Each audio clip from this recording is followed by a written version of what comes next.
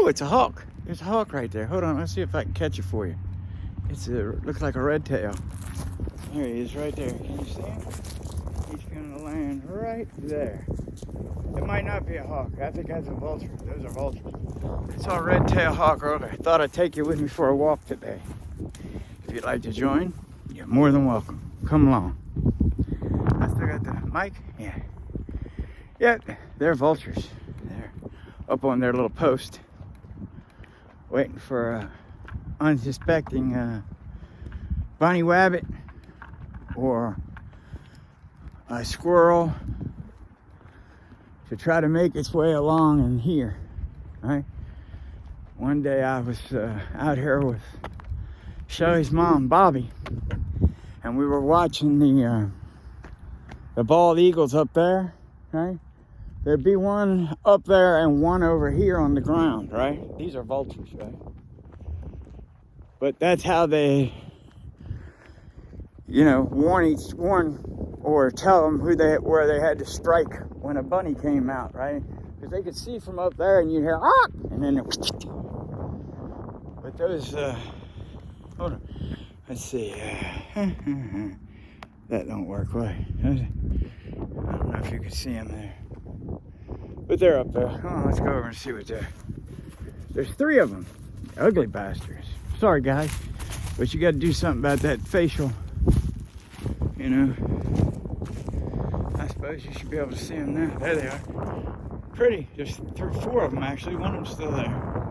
Go back to what you were doing, guys. So, thought I'd bring you with me. Let's have a talk today. And more people are finding the channel, which I'm ever so grateful for. But there are those of you who are rather critical of my camera, and probably rightfully so. But, my entire goal when I bought this iPhone was not to shoot them, was to take pictures of my family and my friends, my ducky, whatever. But I understand your frustration for those of you who want clearer photos of them. And there are some clearer videos. If you go back and look at some of my earlier, there are shots that I took with my Nikon P900, which is got an 83-time digital zoom. In fact, I did a recent video of the moon for you guys with that. But that's very difficult to use. Something out in the woods. You can't see what it is. It might be I don't have my early warning system with me. My friend's back at the house. I just took him for his walk, so thought I'd bring you guys for one. So yeah, those are the only 2 cameras I own. My iPhone 13 Pro and Nikon. And for those of you who are unaware of my situation, I'm on a fixed income for many reasons. I worked for many years for the United States government. Well, not for the government, for a contractor through the government. And before that, I worked in the mailing industry. But I worked for many years. But now it's very difficult too, from day to day. So, my medical bills and doctors and shots and such for my back, and not just my back, but my hip has been replaced. But we're not having this meeting here on the path to talk about my inability to go out in the workplace. We're having it because you guys want me to use a better camera to photograph these things. And here is my challenge to all of you. Anybody who knows enough about the best camera would be, to do this, make a comment below here, I'm not gonna say what everybody else says, you know. That thing about, you know, push the whatever. I don't give a crap about that. And I hate it when people have commercials, and I don't want to do that either. So here's what I wanted to say is, if anybody can tell me what kind of camera and where I could get it, and then I could do like a GoFundMe or something to come up with the cash for the camera, because there's no way I could physically afford it. It's just, you know, I only have, you know, my monthly income. And that's barely enough. So if you guys want to tell me what kind of camera I need, I'd be more than willing to, you know, try to find a way to work out to get it. And then we can get some better pictures of these little buggers.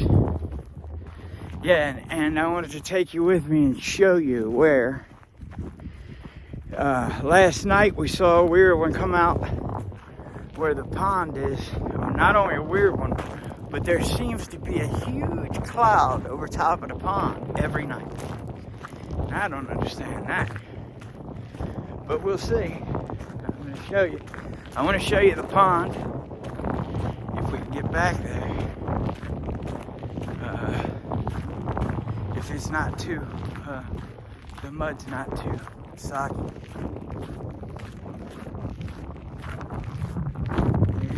Mud. A lot of mud. So, I want to say thank you while we have a moment here to everybody who has had such positive, kind things to say. Clifton, my friend, who I love you, buddy, very much. God bless you. You're my prayers always. He is my oldest and most helpful subscriber. Yeah. We have communicated for many, well, not many years, but for years. And not only that, he's tried very hard to get an author or a documentary team or somebody interested in this place. And that's failed, unfortunately. Though we came close with the one, I had a video interview with this one author who had several questions. I'm not going to say his name. But I will tell you this. All of the people, the well-known names in the said UFO community,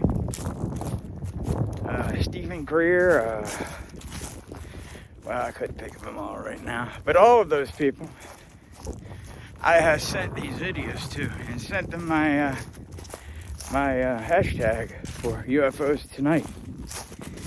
Not heard a word. Sent them to him directly on Instagram. Not heard a word from any of them. Which I find interesting, because Stephen Greer, I think, lives in D.C., which, let's see, about 70 miles that way, maybe more, 60, 70 miles that way. Evil little place. I try not to go there. It's not a place you want to spend time. So, yeah, over here, this is not where you like to walk at night. It's creepy at night. And I hear weird things in the day sometimes. I think one of the reasons why we haven't got the attention that a lot of other places get is my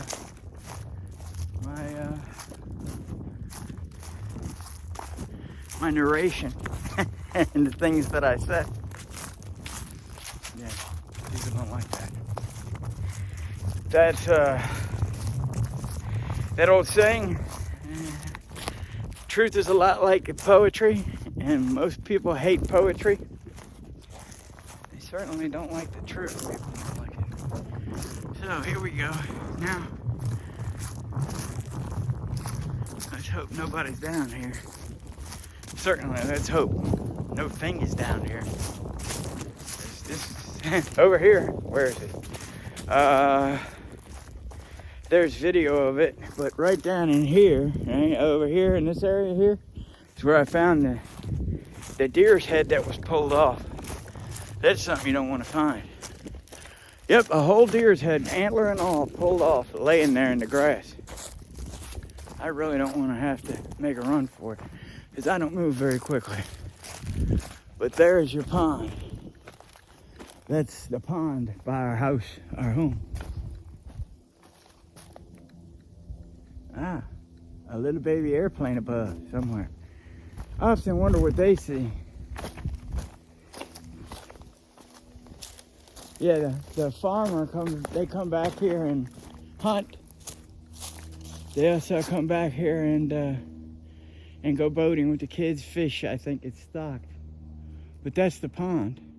There you go. Not bothering anybody. Bye-bye, guys. I'm out of here. So, you got to see that. I'm happy for you. And, you know, by the way, you guys got my 6. If somebody comes up behind me, let me know, please. That would be awesome. So, that's what we're going to do. We're going to, hopefully there'll be somebody out there that knows a great deal more about photography than I do. And that's not hard to find. And we can move forward, get a better camera, and maybe catch some of these interesting craft. Yeah, this is awful squishy here. So, I'm gonna get back to my audiobook, the book of Matthew. Though I have not finished Jordan Peterson's new book, which I had to finish. But I'm doing Matthew today because it's the Sabbath. So I shouldn't be doing this. But I'm sorry, over. Anyway, I love you as God loves you. God bless you. It's our reason to be here, to care for one another. Put your suggestions down below, please. And we'll move forward from there. God bless you.